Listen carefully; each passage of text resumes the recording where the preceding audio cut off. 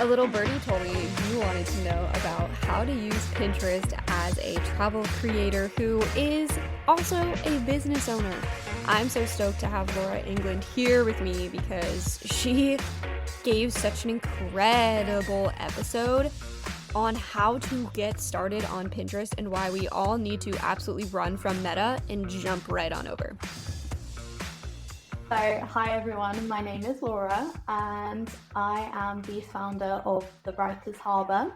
That is my business, and I predominantly help female founders market sustainably to avoid burnout. And that isn't just like an empty promise. The whole premise around the Writers Harbour is that we've got certain processes and tools and platforms that we focus on that allow for sustainable marketing, that allow you to take a week off and not have to worry that your marketing is going to just disappear overnight.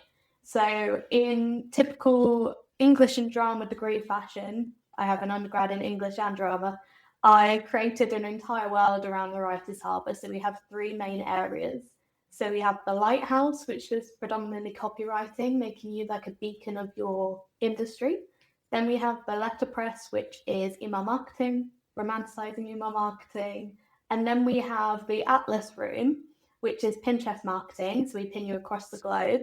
But I also like to call it the treasure chest, because whenever I talk to people about Pinterest marketing, they go, what's that? Or they know what it is. They know that's where they go and find their home decor or their travel plans, but they don't know what it can be used for business. So it's like everyone knows there's this treasure chest that exists, but no one knows how to open it. And that's what we do at the Writers Harbour. That is like our zone of genius. Wow. Okay, I'm excited already. I want to talk about like why Pinterest and why, and by that I mean, why should creators or business owners be using Pinterest? Because I feel like it's kind of something that we ignore. It's definitely like not in my top of mind when I'm thinking about marketing or digital marketing for any sort of business. So I want you to tell us why we should actually be paying attention to it and not ignoring it. I had a blog way back in the day, and I've had a few blogs within my time, and that's how I first got to know about Pinterest. And one of my first accounts that I made in Pinterest, we took it from like 0. I've got a screenshot of where it says like 2 monthly views. And then I've also got a screenshot of like 1 million monthly impressions that we got. And that was within about 18 months. But around, I would say about 13 of those 18 months was 1 to 5 impressions on pins. I had this wall chart that I would fill in to see like where we were getting clicks and impressions, and it was so low. If you almost imagine, the best way I describe it to people is a stock market. So if you imagine like a stock that everyone's buying and they think it's going to go off and it's going to be really successful, that's like your TikTok.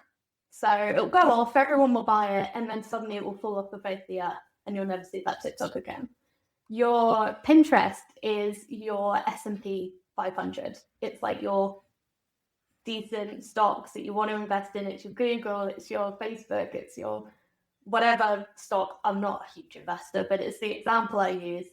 And for like months, it could be like kind of 0, and then it will just compound. And that's the secret around Pinterest marketing, is the fact that you can have a year of pinning consistently every day, not seeing much growth.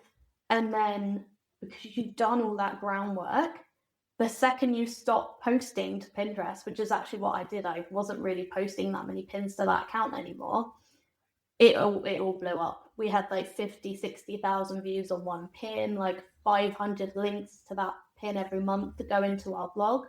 And I had a kind of travel sabbatical. So I feel like quite a few of your listeners travel or have travel businesses. I went away and went on cruise ships for 3 years.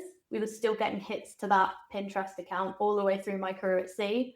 I still had clients that were getting clicks to their Pinterest. Even when I was away, going to that blog that I was like still wanting to write on, but was kind of changing at the time because I was away.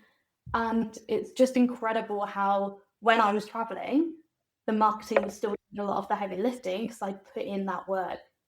And I could never have done that with like an Instagram or a TikTok account because it just would have kind of gone underground because the second you stop posting on TikTok, that's when your marketing stops. With Pinterest, it doesn't stop, it keeps going. This from Laura reminds me that we're so focused on creating one hit wonders. We're so like, oh, let me create this piece of content and then never touch it again and never do anything ever with it ever again. And that's like not what Pinterest is doing. That is what we're doing when we are on like the TikToks and the Instagrams because we're creating those one hit wonders. And she is telling us that if you don't want to be posting all the time, but you want to reap the rewards of getting new inquiries, leads, booking actual new clients and jobs while you are on vacation, then platforms that reward that type of behavior you need to be on. Pinterest is one of them, but also LinkedIn. So if you want virality and eyeballs and top of funnel traction, go on the platforms that have that option. If you want long term success and results, go on the platforms that have that option. Okay, I have 1 million things to ask you about Pinterest, but I love what you said about how it really is, it's compounding what happens on Pinterest because I think a lot of the times people are blinded by how they could learn how to create great content and then all of a sudden it's like, oh my gosh, I got all these views, but are those actually turning into the right kind of views? Are those actually turning into conversations or clients or money? And in Pinterest, it's slower growth, which is huge. And okay, I think one of my questions is if someone has a business and they're getting started on Pinterest, is it more important to like create your own pins or go and pin other pins? I don't know how any of this like really works. What kind of advice would you give someone who is wanting to get their business on So, Pinterest? way back when I started in Pinterest, which honestly was probably around 2019. So, I've been in the Pinterest world for almost like 6 years, which is crazy. And back in the day, you used to be able to get quite a lot of like growth and visibility from pinning other people's pins. To my knowledge, that has changed a lot now. It is more that you pin your own content. A lot of people used to join group boards. I don't tend to do that with my clients. I tend to focus on their own content. I think something that Pinterest has always liked is clear imagery, pins that aren't huge duplicates of each other. They have their own SEO, there's no keyword stuffing, and it's good content going out. Same with social media platforms. Mhm. As long as you're writing pins that are linking to blog posts or linking to an email list or linking to a podcast, it's not going to mind what happens when you just start linking every single pin to like one sales page in particular. It could flag you for spam. Or if you start adding it to loads of different group boards, it sometimes doesn't have the same effect. So I think if I was starting out on Pinterest with a client, the first thing I do is I do a full profile audit. So I go through all of their keywords, what keywords are being searched often but aren't hugely competed on. So you want a keyword that is being searched regularly but has low competition. And then I will look into where we can put those keywords in the title, in the description, in the alt text. Loads of people forget alt text, but as much as it being an accessibility tool, it's really useful for SEO as well. And then building out your boards. I don't build out all their boards straight away. I build out around 10 to 15 boards to start with. And then we build out boards as and when we need them because that will really help the algorithm. Because there is an algorithm on Pinterest, but it's more of a search engine algorithm than a TikTok algorithm. So it's more just trying to find out what your new Pinterest account is about. So if we're on a travel brand, Yeah. then we would be focusing on the big kind of keywords like travel or female travel or solo travel or family travel. And then we would break down those keywords into what are being searched regularly but aren't that well competed against. And then we would create boards around those keywords so that Pinterest had a really good idea what your account is. And then we would start off with maybe around 3 to 4 pins a day, not huge amounts. 3 to 4 is good for people that are starting off with. And then it's just rinse and repeat, which a lot of people give up with after 2 or 3 weeks because they aren't seeing huge TikTok growth. when actually it comes about 3 months afterwards, and you have to take your own advice. I've had it before where I've actually emailed Pinterest and I've been like, "It's been 2 months, like, what's going on? Have I been, like, banned?" And then a month later, my pins will start going off and I'll be like, "Laura, you need to take your own advice here, like, you practice what you preach." Oh my gosh. Okay. Okay, wow. Is it good advice to, let's say I have one Mm. blog, I have a blog, and it is really aligned in the SEO keyword space for my target audience as well as high search, low competition. Should I go and create all of my 4 pins for that day on that about that one blog post? Like, is that good advice? Should I make them about different blog posts? Like, should they link back to different places or link always to one place on my So the website? golden rule of Pinterest is that you want links that are gonna last.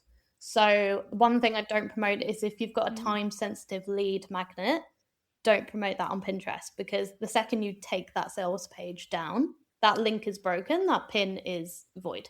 It's not going to do anything. It sounds really okay. simple, but I think sometimes when we're creating stuff so quickly as creators, we sometimes forget, is this actually going to be like a long term magnet that I'm going to have? Is this going to be like a hero product? Is this going to be part of my content pillars for my blog website as a whole? So, normally, if I'm creating 30 to 35 pins a week for accounts, I will focus on having maybe around 15 to 20 on around 5 different blog posts. Then I will have 5 for sales, 5 for email marketing, and then 5 to link to their sales pages or Instagram or podcast. So that way you have maybe like 3 pins out of the 35 or 5 pins out of the 35 that are linking to one website. And then I schedule them so it isn't just like 5 posts linking to the same blog post in one go. It's one pin goes out on Monday at 10 a.m. and it links to your sales page. The next pin goes out at 1 p.m. It links to your blog post. The next page goes out, it links to your email. So Pinterest doesn't think that you're just trying to send as much traffic as possible to one link. It's good that you space your links out and link to different places in your business. Wow. Okay. So mind-blowing. This is so great. Um, okay, are there when I'm sure you work with some businesses and brands that they've tried Pinterest before and maybe they're like, "All right, I just can't do it myself," or whatever, it's a time thing. When you are getting into their Pinterest sort of accounts or taking over or getting started, what are some mistakes you see business owners making on Pinterest? And maybe they're tiny things, maybe there's big things that are actually impacting their reach or potential that you're like, I don't understand why you are doing this or not So doing normally when I this. go into Pinterest accounts, they're one of two ways. They're either just starting and it's a blank canvas, which I get so excited about because it's just like fresh for me to just make a brilliant strategy and just take it to the moon. And then there's other times I come in and they have got a consistent viewership and that's amazing. But sometimes they are putting in a lot of work, but the SEO, it can be simpler. And something that I hear no one talk about, and some people are going to be listening to this and be like, why are you giving that away for free? Because it's a free tool. Pinterest has what's called Pinterest Trends. It's a website linked to Pinterest. It's Pinterest Trends. You have it in Canada, America, the UK, Australia, all across the world. They have different regions for it. No other social platform has anything like it. Instagram doesn't have like a trends feature, Facebook, kind of LinkedIn, nothing like that, because Pinterest is similar to Google in the way that you can forecast when things are going to trend and when things are going to take off. So Pinterest will literally give you a roadmap of when a keyword is due to trend. And a pin takes about 3 months to rank in Pinterest. So I was having this conversation. I love people at this point, their mind is like, why have I not been looking at this? But there's Yeah, this is like really annoying because you're adding a lot to my to-do list and I this is good. It's it's good, good. I It's good. promise. But I was having a conversation with a fashion stylist in January, and I said, okay, you've got this amazing wardrobe brand and you're a stylist, fantastic. And they were like, what on earth would I post on Pinterest? And I'm like, okay, let's think 3 months ahead. Because that's what you always want to do. You always want to think 3 months ahead. And that would have been around March, April. I was like, what are people going to be searching on Pinterest? What are you going to be Googling about your fashion in spring? What are you going to be finding on Pinterest in spring? Maybe they want to spring clean their wardrobe out. Spring cleaning was trending Yeah. on Pinterest in March. So if we'd made the post in January and put it up for March, given it like 2 to 3 months to kind of compound in the search results, that pin would have been at the top of the search results in in that in that search term.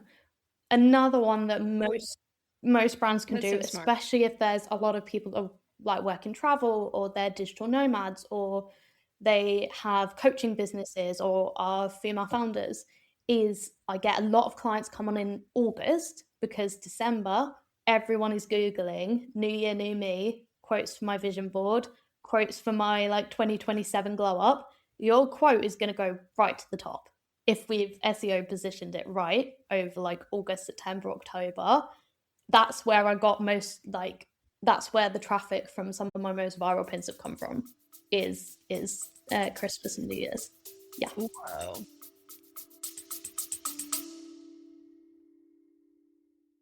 One thing I talk a lot about on this show is making your content work for you even when you're not working. And that's exactly why I love Travel Payouts. So it's an all-in-one affiliate platform built specifically for travel creators.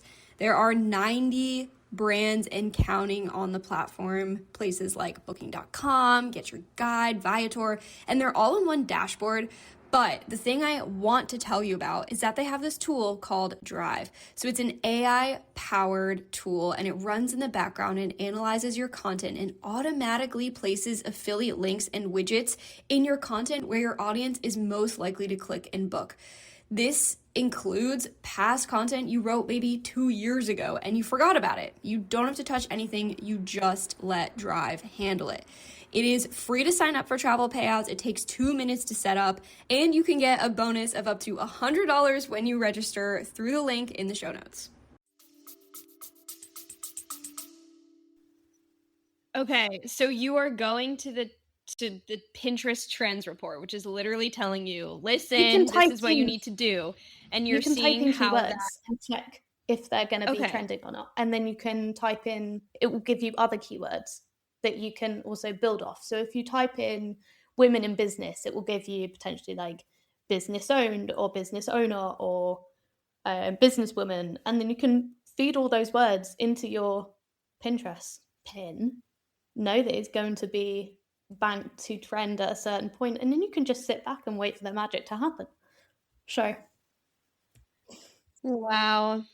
Okay, great. I always thought Pinterest took like longer than 3 months to kind of get it going if you're doing it correctly. So that gives me, I feel great about that because I always thought, oh my gosh, I'm going to do this for a year. And it's like so silly because I'm only interested in doing things that take a long time because they're worth it. And wow, okay. So this is opening my eyes to that. It's not actually, it can be simple. It's not necessarily always easy, but it can be sort of simple to get going. Okay, this is really interesting because on TikTok, for example, it could take 1 day or 3 days for your post to go viral and get a ton of traction, and then it dies. That's it. No more. Or on Pinterest, it might take up to 3 months for these keywords to compound. And that's hard for our creator brains to conceptualize because we're used to quick hits and quick rewards and all that dopamine. But after 3 months, it just keeps going up. Laura talks about how some of the best pins are like a year or more older. And that's like hard for our creator brains to wrap our head around. But it's like, dang, okay, I'm now reaping the rewards of something I did a year ago. TikTok could never. How do you decide what the boards should be? Are those also based yeah. on keywords, I So, assume? for example, again, if you're a travel Yeah. creator and you have you're a solo travel girl, for example, that would be me because I always solo traveled during my breaks when I wasn't working on cruise ships, as if I wasn't traveling enough. But literally, you would get off the ship, you would get off after like a 3 to 6 month contract, and you'd be like, where can I go that I can like just go and explore that I'm not like working? Because the funniest thing, just a little tangent, when you work on cruise ships, a lot of guests will come up to you and be like, oh, how does it feel to be on holiday all the time? I was a three-strap officer. You're not on holiday all the time. And I had one of the easier jobs. So when I was on leave, they called it, I would go and solo travel. And if that was my Pinterest, I would have solo travel as maybe one of my first boards, but I would also have solo travel diaries. Or I always recommend people to have a board that's dedicated to like digital products or things that they sell, or like my faves, like my favorites, or shop here, or something like that. So you can always put that in there. Then you can have like female solo travel, travel in your 20s, solo travel Europe, solo travel Australia, 2027 solo travel, like all of these boards. And then immediately the algorithm knows that you're a solo traveler.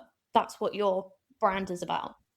Okay, is it worth creating pins for affiliate links that you have? Because I know a lot of listeners, their one of their sources of income is going to be affiliate income. And I'm thinking about what you said about like, okay, we want to make sure we're pinning to things that have like a long longevity. So maybe if someone is doing affiliate marketing, it makes sense to write a blog post or something like that about the affiliate product they have a code for or whatever, and then use that on Pinterest because it's that can live on your website for a long time.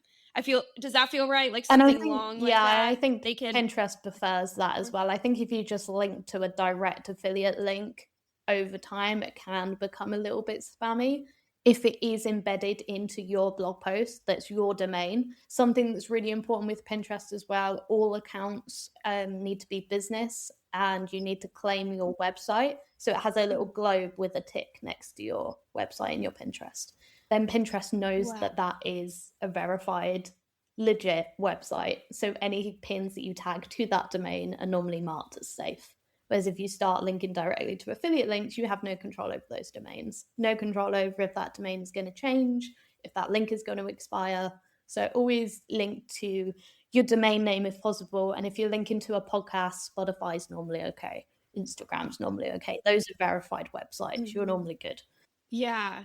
Do you ever see people who pin and it links directly to like a sales page You of can more link to a value? sales page. Again, if that sales page is in Flowdesk or it's in your direct website or it's in Showit or things like that, that's normally okay. I wouldn't do that too often though. So out of the 35 pins that I mentioned, probably only be 3 to 5 of them that would potentially link to a direct sales page or a podcast. Okay, so I know y'all have affiliate links. I know that you do, and I know that you're trying to get more traction on them. Well, guess what? Pinterest is going to be the way to do it.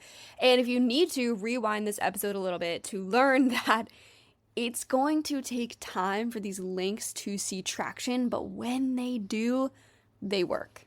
I want to talk about slow marketing and why we should not be ignoring it in 2026 and moving forward. So, do you want to tell us about slow marketing, why you love it, and why like business owners or creators should like basically stop posting social media content all of the time and instead embrace doing things slower and So, longer? slow marketing or sustainable marketing, it depends what you want to call it. With slow marketing, I did get a little bit of a vibe of people that just thought it was like slow and that you weren't going to get results from it. With sustainable marketing, it's the exact same thing, but it just tends to get a better response from people that don't know what it is yet.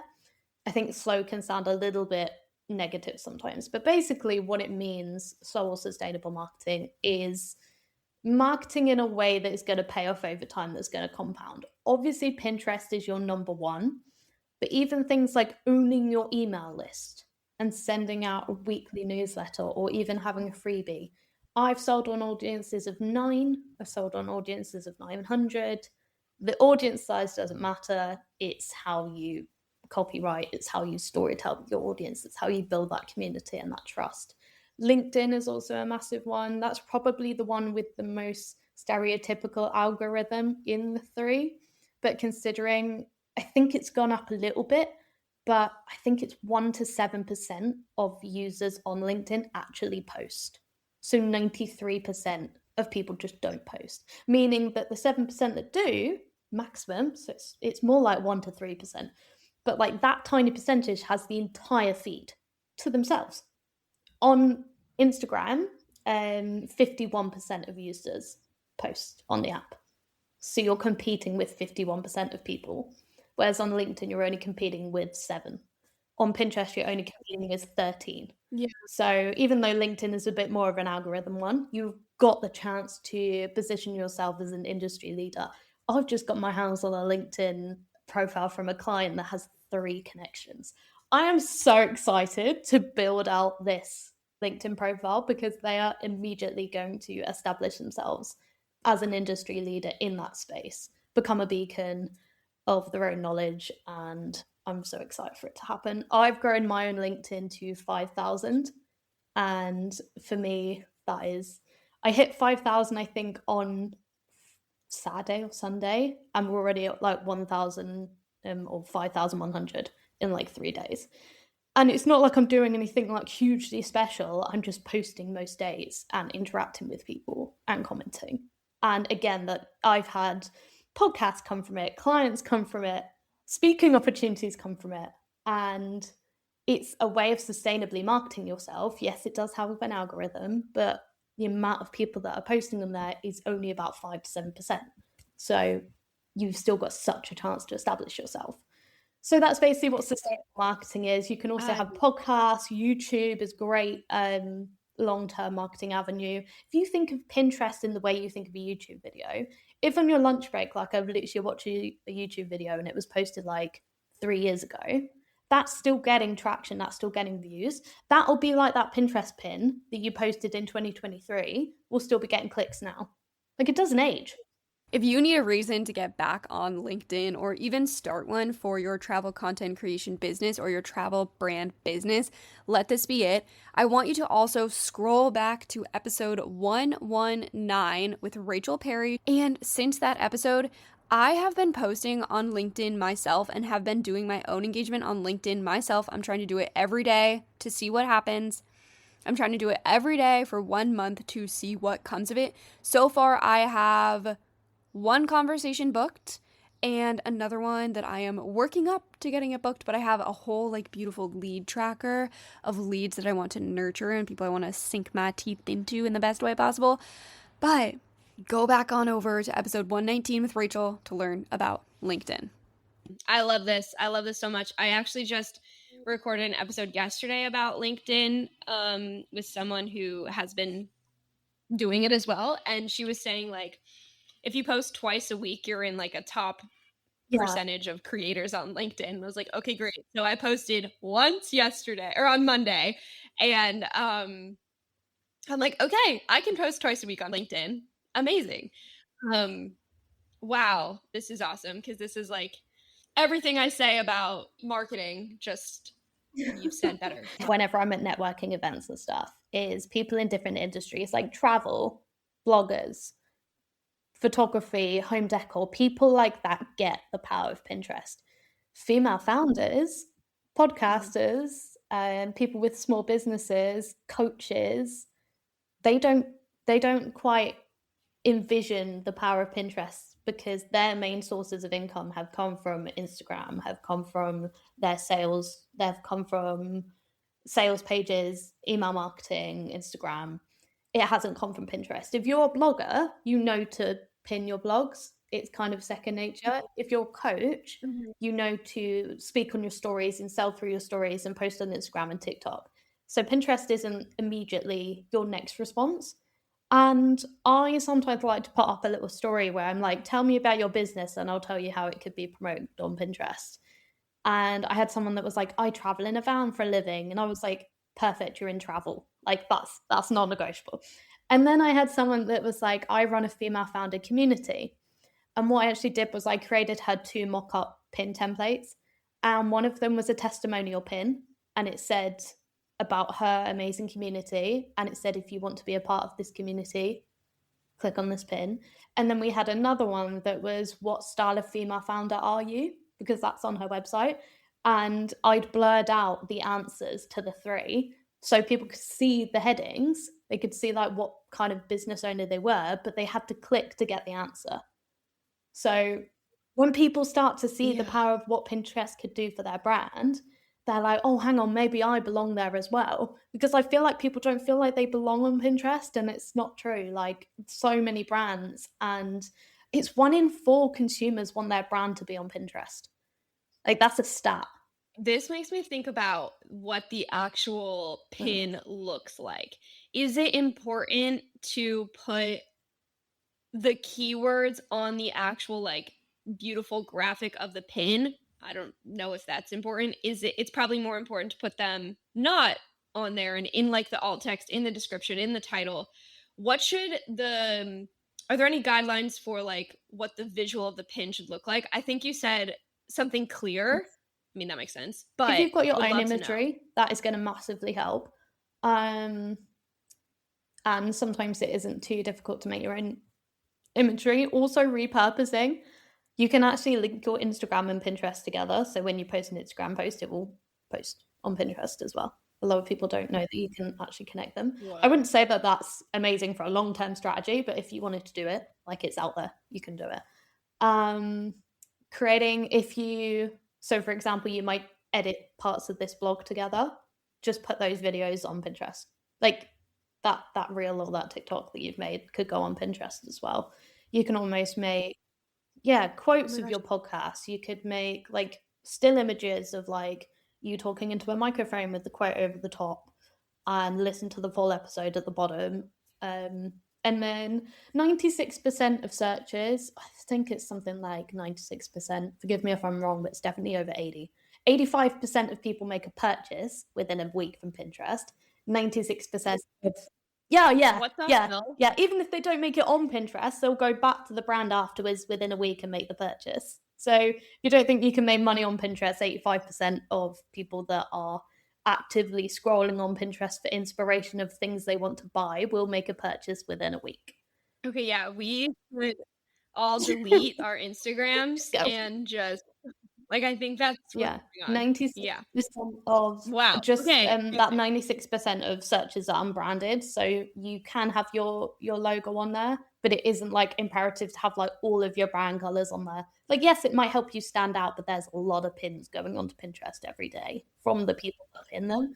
So, Mhm. as long as your SEO is at the top, as long as your logo is visible, having, like, your brand colors on there is great, but it's not going to necessarily, like, create, like, this big cohesive, like, people are gonna recognize you. It look good for, like, your profile, but it's more the SEO that's important to get you to the top. Wow, okay, and I guess videos Yes. are on Pinterest. Like, when I am on Pinterest, I'm seeing A great videos. oh my god, I don't know if I should Okay. give this away, but I've given enough away already, sod it.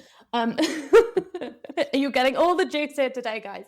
What I used to do is I Yeah, used to wow. make my pins in Canva, and I used to get, like, the normal looking pins, so, like, the title, the call to action, the imagery. Then I used to get an animation, make it, like, this big, so, like, if you can't see me, I've got, like, a really small, like, tiny. Um, and I would put, like, a tiny little graphic that used to move on my pin to make it into a video, and then it would just play over and over again, which would then increase your views, which would then, like, probably link to your pin being posted higher. Dang, that's crazy, that's crazy. How did you get into Pinterest? So it How did was this from happen? the blog that I was writing at uni when I was, like, 19, 20, and I ended up buying someone's course, I think, on how to do Pinterest. I devoured the entire thing in a week, I think. And yeah, basically from that point on was like pinning. And then since I've come home from cruise ships and kind of before as well, actually, I was pinning other people's brands for them on Pinterest. And it's just become like the one platform that doesn't feel like you're constantly battling against an algorithm and spending like hours editing or copywriting for it to like disappear into the void. And you'd be Yeah. like, I can't do this anymore. So I think the most important things for people who have products or services that wanna get on Pinterest is, like, Mm. figuring out your keywords. That feels most important. There's a million ways to do that. I'll talk about that in post, about how to find those. Oh, okay. This is Laura in post, here to bring you all the tea on how to figure out your keywords. Okay, I'll try and do this as succinctly as possible, but honestly, it probably needs its own episode. So, keywords are not going to just be like content creator or budget backpacker. Cool. That's like more like an umbrella, but we can also think of long tail keywords that we can use on our content and on our Pinterest content, especially, as well as LinkedIn. So, how to find your keywords? I want you to do some investigating, some sleuthing in your DMs, in your comment sections. What are people asking you about? What are they talking about? And is there a consistent theme? If there's a consistent theme, there's a good chance it's a keyword. Cool. We're also going to go search. We're going to go hunting on the platforms you use and show up on and type in, like, let's say you are a budget backpacker. We're going to put in budget backpacker. We're going to search that and we're going to see what kind of content comes up. And from that, we're going to see what kind of themes are there. And within those themes, we're going to find keywords or phrases. You can also take to Reddit to do this. Threads is an incredible place to do this research as well. I'm going to make a note to make you an episode about keyword research, but I would start with looking at what questions are people asking you. And I think also I would probably go onto Pinterest and search the keywords that I think I already have or people are already searching to try and find my stuff to see And remember, what's going Pinterest on there. Trends does that for you as well. Yes, we cannot forget. We cannot forget the platform that literally tells you what to do. You have to pay for like a hashtag kind of, and no one's using hashtags anymore. But you remember on Instagram when you used to have to like pay for like a tool that would help you find keywords? Pinterest literally gives it to you for free. It like goes, there you go. That's what's going to trend. Enjoy for free. Mind blowing. Yeah, I hate Instagram. This is awesome. This is so great. Okay, I needed this. I needed to be yelled at like this because I've known I needed to do Pinterest, and now you've broken it down for me so it doesn't feel so overwhelming. It doesn't feel like, because I'm like, okay, where the heck do I start? What the heck do I do? And now I feel like I can make a pin and it's not that deep and I could figure it out and we'll see what happens. Wow. Anything else you want to say about Pinterest or the chance to yell at business owners about why they've been ignoring it? I get it. It isn't trying to intentionally call you guys out. It's purely just because I've been there and I understand the frustration of short-term marketing at some points. And something that I want to make abundantly clear is I'm not saying Instagram and TikTok are inherently bad and you should just go and delete your accounts after listening to this podcast. I am saying that. Well, I could like keep the accounts. I don't want you all like just, giving them away.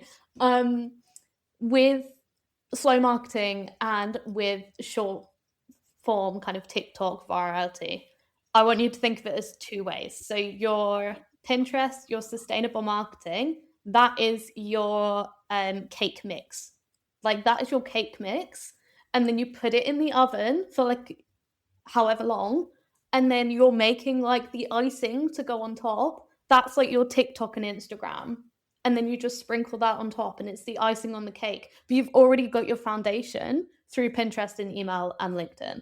And that's what we do at the Writers Harbor. It's what gets our clients to good results. And it's having a good mix of both of those. If you've got the foundations for Pinterest, for email, for LinkedIn, it makes Instagram more fun.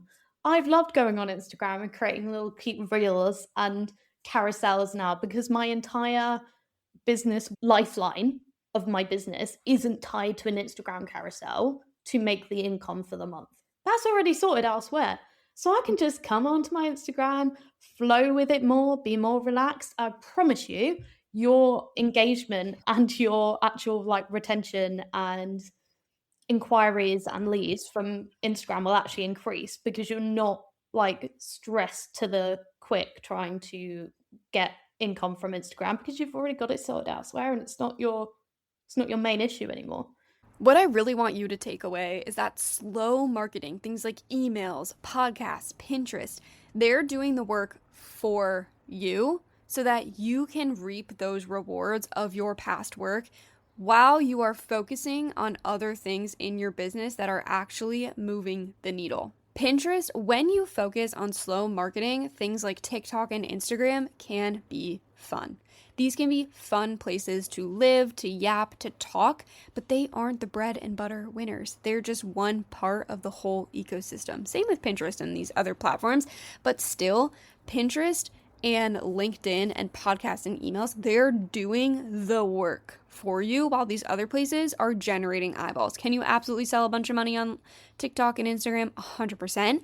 But when you take this slow marketing approach, things shift a little bit. Do you ever make pins that link to somebody's Instagram profile or like their other social profiles, or is that like not a Not great idea? often. It's more of the website, the domain. Again, if we go back to like the 35 pins, like 20, a minimum of 20 of that is going to the blog. Yeah. Then you'll have like a few going to the email, a few going to the podcast, and then maybe like 5 going to Instagram or a sales page.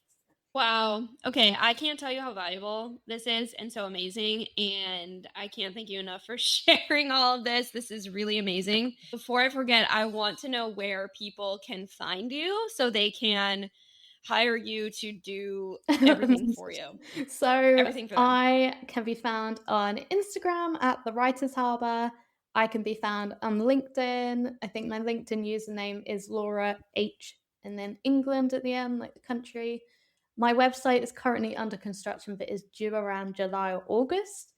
And the 2 services that we're offering at the moment for Pinterest is the pinpoints, which is if you want to do Pinterest yourself, but you want someone to go in and set up your profile, set up your keywords, set up your boards, and set up your templates for you. So all you have to do is use the templates, change the colors, put your keywords in, put the caption in, and schedule.